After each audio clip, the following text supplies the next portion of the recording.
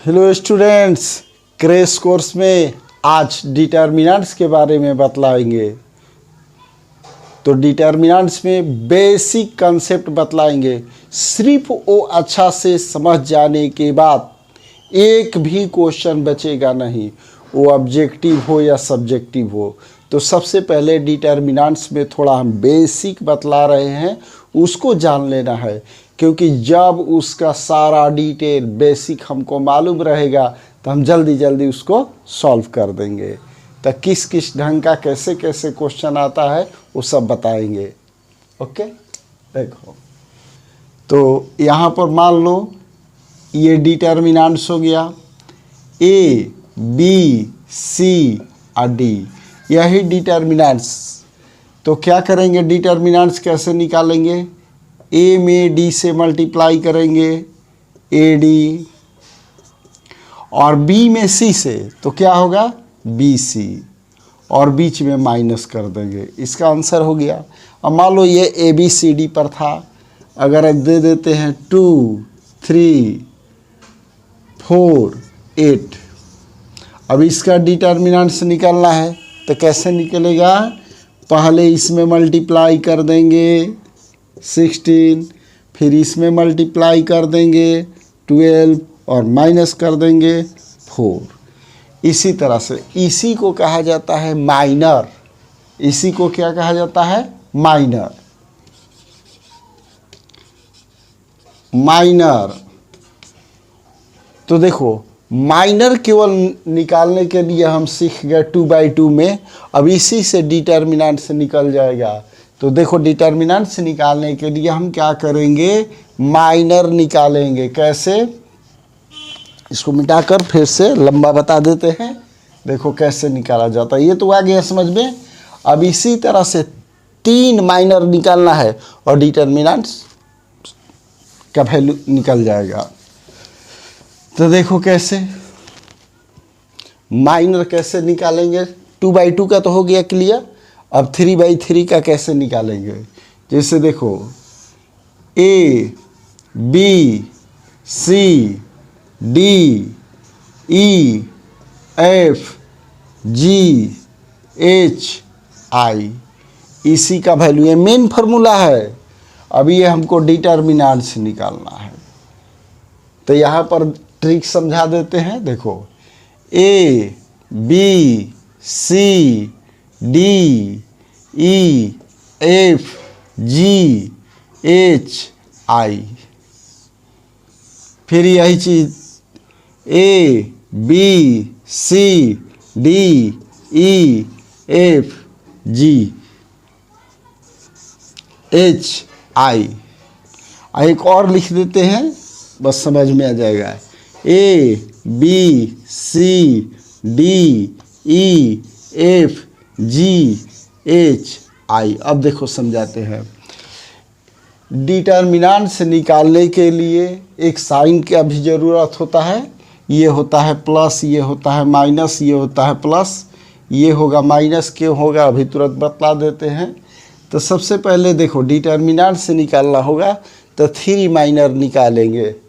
ये रो को या कॉलम को, फर्स्ट रो को से भी आ जाएगा, सेकंड रो से भी आ जाएगा, और थर्ड रो से भी आ जाएगा, या फर्स्ट कॉलम से भी आ जाएगा, सेकंड कॉलम से भी आ जाएगा, या थर्ड कॉलम। तो यहाँ पर ध्यान देना, इसको हॉरिजेंटल कहा जाता है, और ये जो सीधा होगा ये वर्टिकल। अब देखो यहाँ पर, अब इसका डिटर्मिनेंट्स निकाल रहे हैं तो यहाँ पर इक्वल टू दे दिए। यहाँ पर क्या लिखा हुआ है? ए। अब ए दिया हुआ है, इसका पहले क्या बतलाए थे? माइनर निकालने के लिए। तो माइनर कैसे निकालेंगे? एक हॉरिजेंटल, एक वर्टिकल। मिटा दो, जैसे इसको ऐसे और इसको ऐसे छोड़ देना है। तो उसके लिए यहाँ पर देखो, ए का निकालना है तो ए वाले को बंद कर दो, इसको बंद कर दो। तो क्या गया? E F H I. फिर माइनस भी लिख देंगे। अब इसका माइनर कैसे निकालेंगे? तो यहाँ पर देखो, बी का निकालना है, अरे इसको गायब कर दो, बंद कर दो, नहीं लिखना है, और इसको बंद कर दो, बस हो गया। तो क्या बचा? डी एफ जी आई, फिर प्लस सी हो गया। अब देखो लास्ट में इसका निकालना है तो एक इस तरह से बंद कर देना है और इस तरह से। तो सी यहाँ से ऐसे बंद कर दिए, इसको नहीं लिखना है और इसको नहीं लिखना है। तो क्या आ गया? डी ई एच जी और एच। आ गया समझ में? तो यह डिटर्मिनेंट से निकल गया। इसको अच्छा से देख लो कैसे कैसे किए हैं। अभी तो क्लियर समझ में आ गया होगा। ए लिख कर ऐसे बंद कर देंगे, इसको लिख लेंगे, बी लिख कर माइनस भी लिखेंगे, और तब इसको क्रॉस कर देंगे, ये लिख दिए, और फिर सी। आ गया समझ में? यही मेन फार्मूला है डिटर्मिनेंट्स निकालने का। अब सवाल हुआ कि सारे क्वेश्चन को हम ऐसे नहीं सॉल्व कर सकते हैं, हमेशा ये निकालेंगे तो लंबा लंबा हो जाएगा, ज़्यादा प्रोसेस, ज़्यादा पेज भरेगा, टाइम बर्बाद करेगा। उसको इजी करने के लिए क्या ज़रूरत है? कुछ प्रॉपर्टी। तो प्रॉपर्टी भी हम अब बतला देते हैं। नहीं, पहले हम साइन बतलाएंगे, इसके बाद प्रॉपर्टी बतलाएंगे।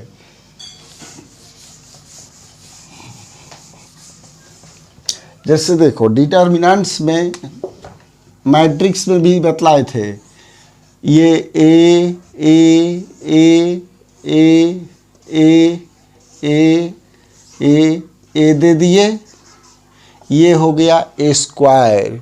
डिटर्मिनेंट्स जब भी होता है तो ए स्क्वायर में होता है, 2/2 3/3, यानी 3 रो और 3 कॉलम होना चाहिए। तो ई वाले को क्या बतलाया है? फर्स्ट रो।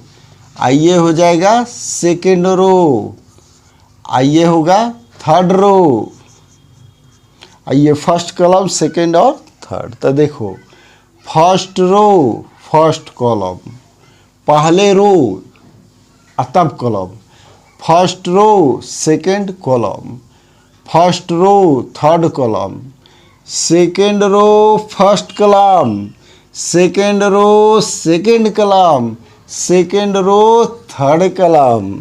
अब ये थर्ड रो आ गया, तो थर्ड रो है लेकिन फर्स्ट कॉलम है, third row second, third row और थर्ड कॉलम। अब इसका साइन लिखना होगा, तो इसका होता है -1 i plus J, means -1 row plus column. तो यहाँ पर ये तो मालूम होगा कि अगर माइनस का पावर 1 रहे तो माइनस होगा, 2 रहेगा तो प्लस होगा, 3 रहेगा तो माइनस होगा, और 4 रहेगा तो प्लस होगा। यानी ऑड रहेगा तो माइनस, इवन रहेगा तो प्लस। तो यहाँ देखो इसका साइन बतला देते हैं। -1 पर सम आएगा तो प्लस, ऑड आएगा तो माइनस, यानी सम अभी सम। 1 1 2 तो ये तो प्लस होगा, 2 1 3 माइनस हो गया, 3 1 4 तो ये हो गया प्लस, 2 और 1 3 होगा, यहाँ माइनस लिखेंगे, 2 और 2 है तो 4 होगा, तो यहाँ लिखेंगे प्लस, 2 3 5 यहाँ होगा माइनस, 3 1 4 तो ये होगा प्लस, 3 और 2 5 तो यहाँ माइनस हो गया, और 3 3 6 तो यहाँ हो गया प्लस।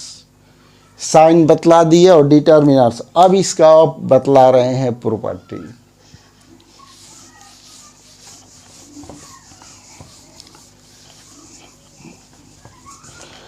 तो प्रॉपर्टी में देखो, मान लो A B first property, C D E F G H I, ये हो गया। रो को कॉलम में इंटरचेंज करो। ध्यान देना, पहला प्रॉपर्टी, जिसे रो को कॉलम बना दे, कॉलम को रो बना दे, वैल्यू निकालो, डिटर्मिनेंट्स निकालो, दोनों सेम आएगा। ये देखो, ये रो हो गया, इसको कॉलम बना दो, A B C D F, तो यहाँ लिख दो D E F G H I G H, और ये हो गया आई। अब इसका जो डिटर्मिनेंट्स होगा वही इसका भी डिटर्मिनेंट्स का वैल्यू आएगा, यानी दोनों इक्वल है। दूसरा property,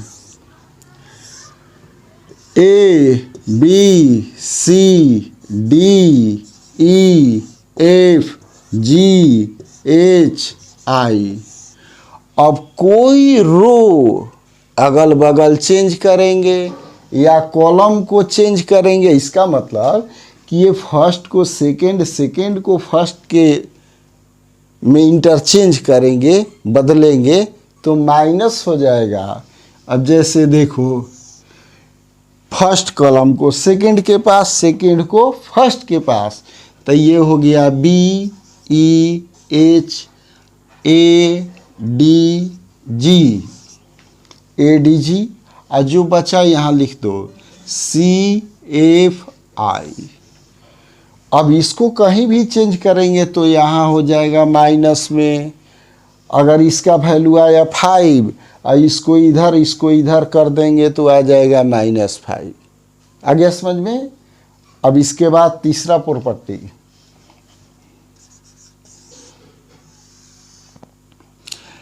A B C D E F G H I.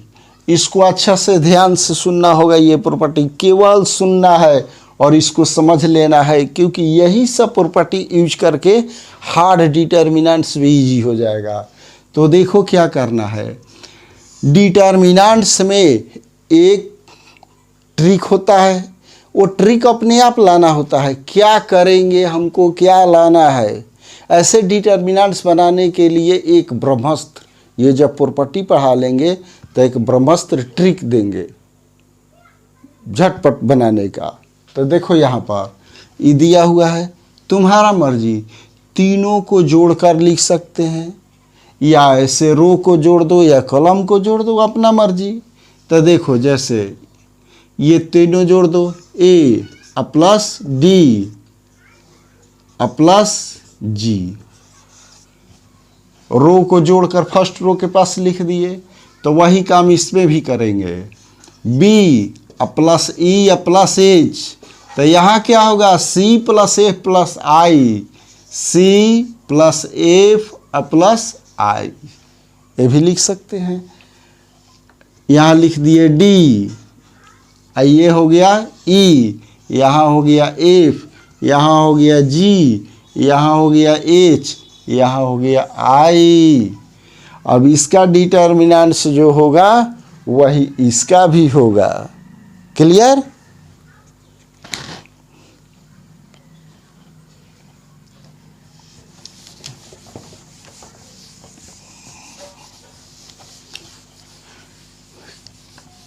अब देखो, अब चौथा प्रॉपर्टी भी बतला देते हैं, ऐसे भी कर सकते हैं। फिर एक और प्रॉपर्टी बतला देते हैं, ये सब इम्पोर्टेंट है। जिसे मान लो A B C D E F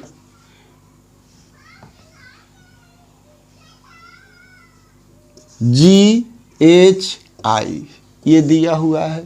हम A B C D F लिख दिए क्योंकि यहाँ पर कोई भी नंबर कुछ भी रह सकता है।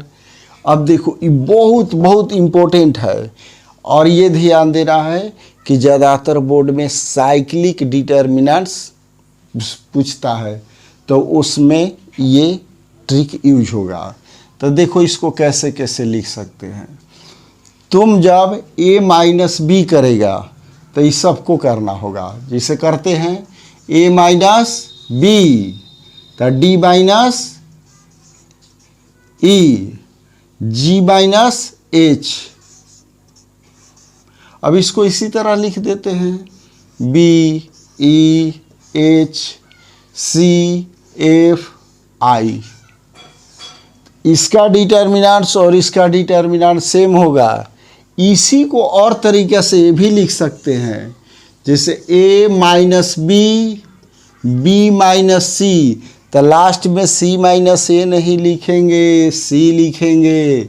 वही काम इधर करेंगे, d minus E minus F, यहाँ लिख देंगे f। अब यहाँ लिखेंगे g माइनस एच और h माइनस आई और लास्ट में i लिखेंगे। ये बहुत इम्पोर्टेंट है, एक प्लस वाला, और ये हमेशा यूज होता है। आ गया समझ में। और एक पांचवा प्रॉपर्टी बतलाते हैं, तब इस पर एग्जाम्पल देते हैं।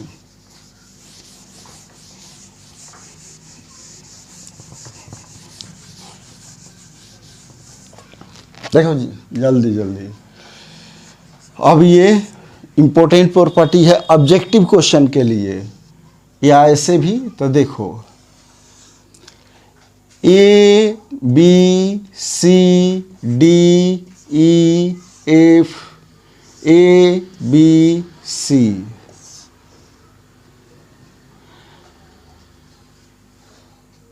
या फिर ये एक एग्जाम्पल दूसरा देखो, X Y Z M N P X Y Z.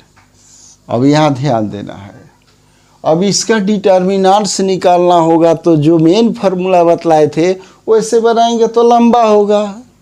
तो इसका प्रॉपर्टी है कि दो रो या कॉलम आइडेंटिकल हो, एक जैसा हो, तो डिटर्मिनेंट 0। तो यहाँ देखो, first row third row same है, तो इसका डिटर्मिनेंट्स लिख देंगे 0। अब यहाँ पर देखो, एक्स वाई जेड दोनों सेम है, यानी फर्स्ट कॉलम और थर्ड कॉलम दोनों आइडेंटिकल है, इसका डिटर्मिनेंट्स 0। मान लो ऐसे नहीं दिया है तो एक और एग्जाम्पल ले लेते हैं। यहाँ पर तीसरा एग्जाम्पल, जैसे मान लो, तो इसके पहले एक चीज़ और बतला देते हैं, 6 प्रॉपर्टी। ये तो 5 हो गया, अब 6 में क्या करेंगे, जैसे देखो, A B C D E F G H I common लेना है, तो किसी रो या कॉलम से हम कॉमन ले सकते हैं। जिसे मान लो एक्स एक्स एक्स, इसमें वाई और यहाँ वाई दिया हुआ है, तो फर्स्ट कॉलम में तीनों में क्या कॉमन है, तो लिखेंगे एक्स। अगर इसमें कॉमन ना होता तो छोड़ देते, लेकिन यहाँ भी कॉमन निकल सकता है क्या, वाई। तो एक्स कॉमन निकल गया तो क्या बचा, ए डी जी बी ई, यहाँ एच सी एफ आई हो गया। अब एक और एग्जाम्पल देते हैं, इस पर और इस पर, दोनों मिक्स एग्जाम्पल।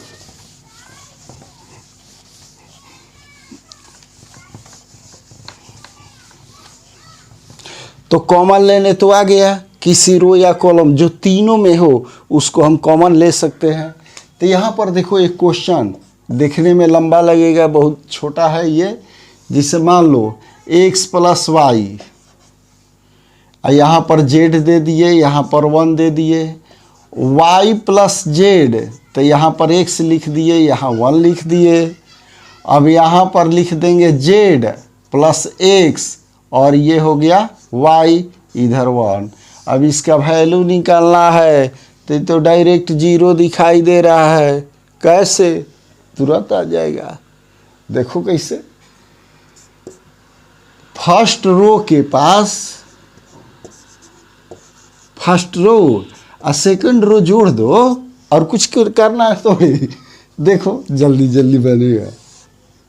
ये दोनों जोड़ दो, क्या आया? अरे x plus y plus z होगा। और ये दोनों जोड़ देते हैं तो x plus y plus z. अरे x plus y plus z. अरे इसको भी दोनों जोड़ दो तो ये भी आ गया x plus y plus z. और नीचे क्या बच गया? यहाँ जेड, यहाँ x, यहाँ y, यहाँ पर 1 1 1, ये हो गया। अब देखो फर्स्ट रो में तीनों तो सेम है तो क्या कॉमन निकलेगा? x plus y plus z. अब यहाँ पर ऐसे कर दो 1 1 1 1 1 1, z x Y, z x y. और नीचे थर्ड रो में 1 1 1। देखो तो फर्स्ट रो और थर्ड रो क्या हो गया? आइडेंटिकल, तो हो गया 0। तो यहाँ पर लिख देंगे x plus y plus z into 0 equal to 0। आया समझ में? देखो कितना अच्छा है। अब एक और एग्जाम्पल देते हैं, साइक्लिक डिटर्मिनेंट्स। वो उसी तरह का एग्जाम में पूछता है, तो एक और एग्जाम्पल दे देते हैं। इसका मेन है जो बेसिक प्रॉपर्टी बतलाए हैं उसको सब याद कर लेना होगा। प्रॉपर्टी कैसे जोड़ा जाता है, कैसे क्या किया जाता है। तो देखो सारा डिटर्मिनेंट्स का मेन ट्रिक है क्या? जैसे देखो यहाँ पर थोड़ा सा माइंड में ला देते हैं। जैसे ए बी सी था तो इसका माइनर निकाले थे, इसका माइनर निकाले थे, इसका माइनर निकाले थे, तीनों को निकाले थे। तो कैसा ट्रिक बतलाएंगे कि ये अगर ये दोनों 0 हो जाता है तो केवल हमको सी का माइनर निकालना होगा। तो डिटर्मिनेंट्स में क्या किया जाता है कि जो प्रूव करना है, जो प्रूव करना है वो कैसे आएगा? तीनों को जोड़ कर आएगा कि दो को जोड़ कर आएगा, या किसी से मल्टीप्लाई करके जोड़ कर आएगा, या घटा कर आएगा। यही सब प्रैक्टिस करना है।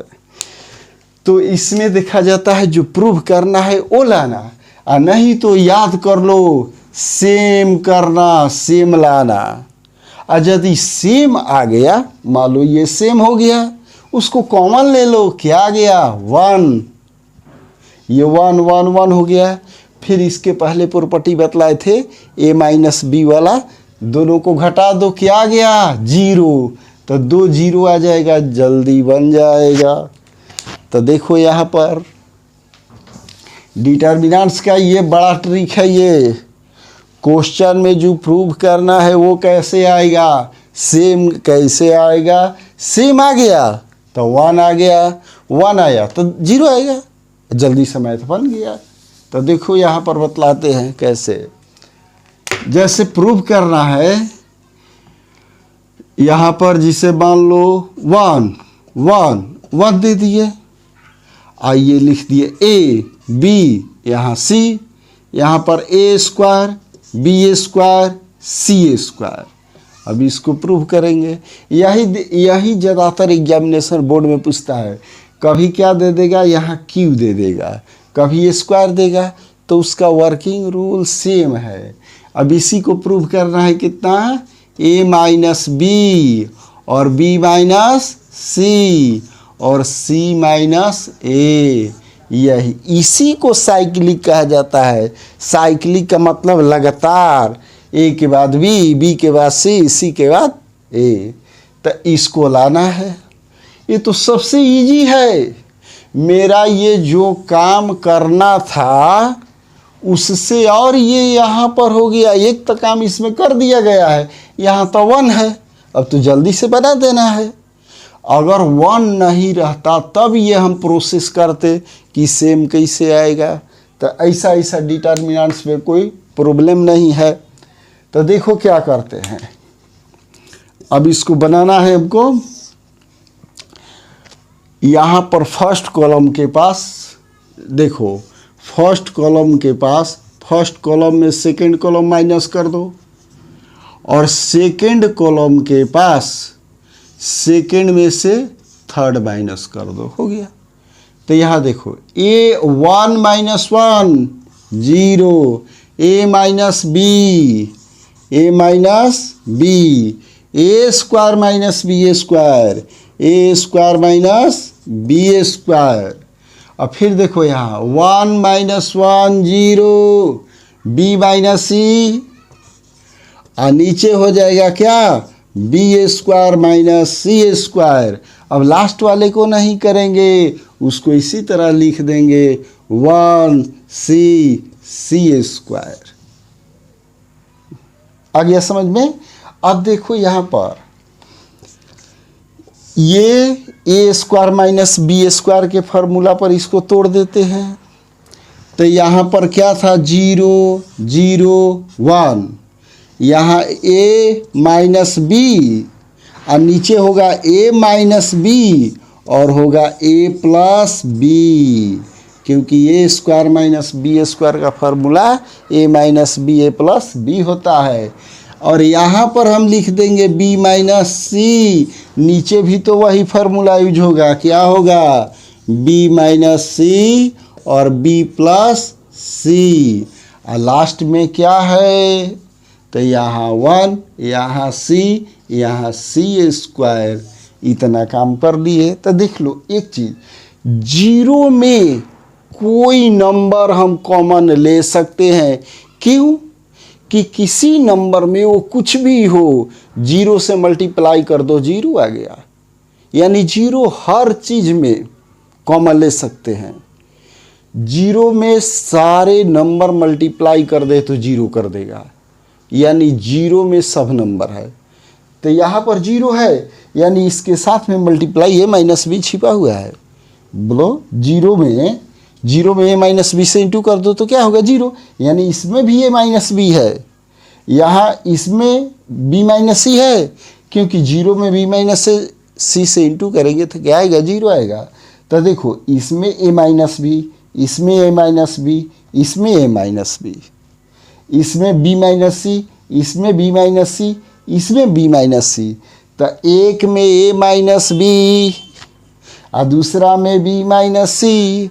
अब बस जल्दी बन जाएगा। तो यहाँ पर बतला देते हैं, देखो बगल में क्या कॉमन निकला, ए माइनस बी, ए माइनस बी, सेकेंड में निकला बी माइनस सी।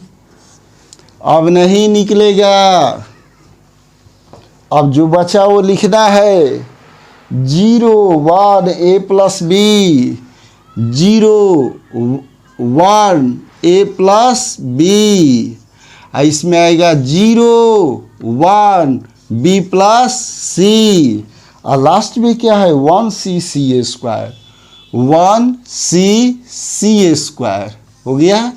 तो देखो डिटर्मिनेंट्स में बतलाए थे ये 3 का वैल्यू निकालना, माइनर निकालना। तो ये 2 का निकालेंगे तो 0 है, इसका 1 का निकालो तो 1 के लिए इसको क्रॉस कर दो तो क्या आया ए माइनस बी और बी माइनस सी।